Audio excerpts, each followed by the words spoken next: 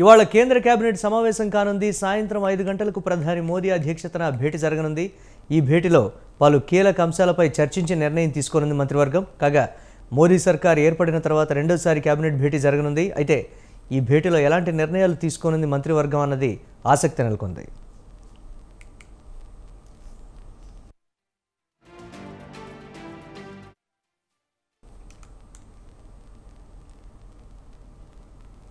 ఇక మూడోసారి బాధ్యతలు చేపట్టిన తర్వాత ప్రధాని నరేంద్ర మోదీ అధ్యక్షతన జరిగిన తొలి మంత్రివర్గ సమావేశంలో పీఎంఏవై కింద మరో 3 కోట్ల గృహాలు నిర్మించాలని నిర్ణయించింది.